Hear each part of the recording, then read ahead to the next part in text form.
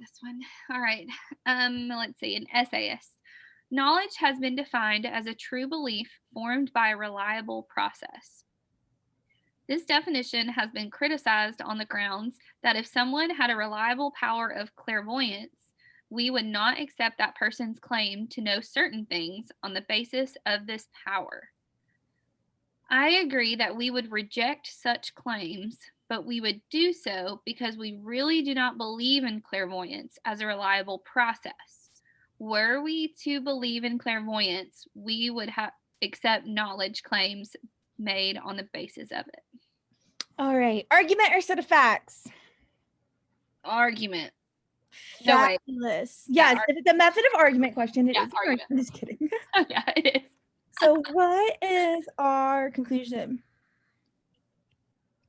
Okay, were we to believe in clairvoyance, we would accept.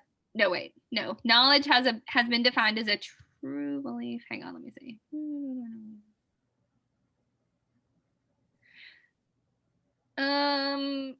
I think it's knowledge has been defined as a true belief formed by a reliable process. No, that is just background information. So that, do you see that? So this essay is saying, hey, this is what knowledge is. And then he goes on to say, hey, this definition has been criticized because of this. Mm-hmm. And then he says, or she, I agree that we would reject such claims, but we would do so because we really do not believe in clairvoyance as a reliable process. And then he offers support of why we do not believe clairvoyance is a reliable process. Because if we were to believe in clairvoyance, we would actually accept knowledge claims made on the basis of it. Do you see that? Mm-hmm. Yeah. Background, one of the most common LSAT explanation or like argument structures is background information, rejection, and then support for that rejection. This one's a little bit odd, where it's kind of like background information, shares there's a rejection. We actually kind of agree partly with the rejection, but also, and then offer support of why the original objection is not complete. Okay. So on this one, when it says, which of the following most accurately describes the essay's method of defending the definition against the objection? Okay, so we're defending the definition over the objection. Okay, so I'm going to go back and I'm going to say knowledge has been defined as a true belief formed by a reliable process. The criticism is that if someone had a reliable power of clairvoyance, we would not accept that person's claim to know things on the basis of this power. And then he says, I agree that we would reject such claims. So we would reject the claims that people know certain things on the basis of power, but we would do so because we don't believe in clairvoyance as a reliable process. So we would just reject those claims because we don't think clairvoyance is real. But if we were to believe in clairvoyance, we would accept knowledge claims based on the basis of it. So he essentially supports this first sentence by pointing out why the criticism is like invalid or not relevant. Do you see that? Wait, can you say what you just said again? We kind of ultimately we support that first definition, not necessarily like directly, but we do it kind of subdirectly by pointing out the flaw of the criticism. Okay, yeah. Okay, so A, asserting that the objection is based on a belief about the reliability of clairvoyance rather than the nature of knowledge or its definition. Well, I'm going to leave that one open for now. I don't love it because I don't think that we are saying that we don't actually say that it's based on the belief about we just like say that clairvoyance isn't real. But I feel like we kind of do this like subtly, but I don't know if it's direct enough to be the right answer. And I marked that one out because it said reliability, because it doesn't really talk about like we would use we say we do not believe in clairvoyance as a reliable process, but I don't think it's quite direct enough, but we'll see. Okay.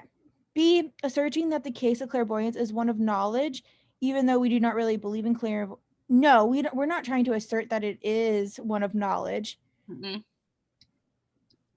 See, arguing against the assumption that clairvoyance, no, we're saying that it is unreliable. Explaining that the definition of, no, it's not a personal choice. Demonstrating that the case of clairvoyance is not a case of knowledge and does not fit the definition of knowledge.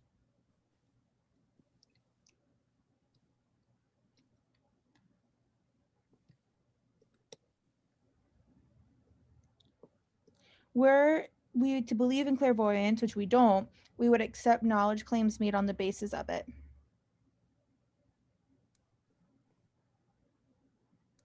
Or A, asserting that the objection is based on a belief about the reliability rather than the nature of knowledge or its definition.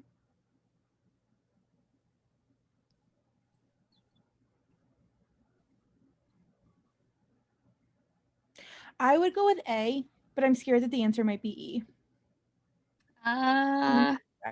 No. Like, I don't understand why E is wrong. Okay, so E is saying demonstrating that the case of clairvoyance is not a case of knowledge. It does not fit the definition of knowledge. Do we actually ever say that clairvoyance is not a case of knowledge? I don't think it ever says it, but it implies it, because if it says knowledge is defined as a true belief and it says people don't believe in clairvoyance. But if it were true, but we're saying, but if it were true, we would accept it. So the issue isn't necessarily that clairvoyance is not a case of knowledge. It's just that we don't even believe clairvoyance exists. So I feel like E is a step too far.